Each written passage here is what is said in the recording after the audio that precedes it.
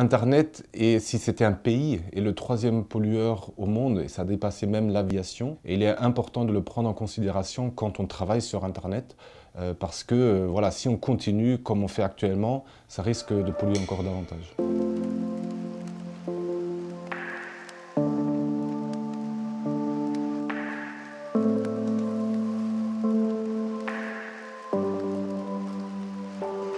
Quand on fait des recherches sur un moteur de recherche comme Ecosia ou comme Google, il y a derrière les serveurs qui tournent. Donc ça, c'est forcément de l'énergie. Donc il y a du CO2 qui est généré. Nous, on a démarré nos propres projets d'énergie solaire qui couvrent toutes les dépenses énergétiques. Et en plus, on fait un petit peu de compensation carbone avant même d'avoir planté les arbres. Donc Ecosia est neutre en carbone avant même d'avoir planté les arbres. Comme on plante des arbres, on séquestre même du carbone. Donc aujourd'hui, si vous faites une recherche sur Ecosia, en gros, vous séquestrez 1 kg de CO2. À chaque fois qu'on fait une recherche sur un moteur de recherche, il y a des annonces qui s'affichent. Et grâce à ces annonces-là, Ecosia gagne de l'argent.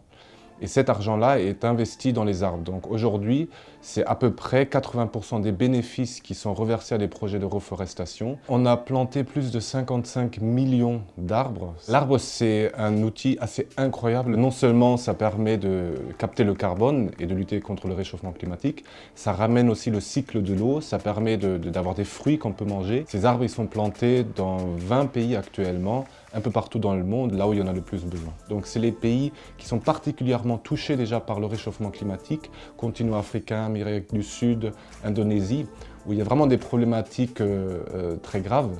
Et donc on a décidé de reforester là en priorité, notamment aussi parce que les populations sont très pauvres, elles dépendent souvent des forêts pour vivre, et qu'elles n'ont pas l'argent pour elles-mêmes restaurer les écosystèmes. Alors, actuellement, il y a encore peu de personnes, je crois, qui sont vraiment conscients de la pollution d'Internet, tout simplement parce que c'est un peu dans le cloud. Voilà, c'est un peu caché, on l'utilise sans vraiment savoir où c'est, les serveurs sont loin, mais là, c'est vraiment présent. Donc on essaye de pousser un petit peu la prise de conscience par rapport à ça. Alors forcément, notre message clé, c'est la reforestation, c'est les arbres, mais derrière, il y a toute l'éthique qu'on essaye de mettre en avant.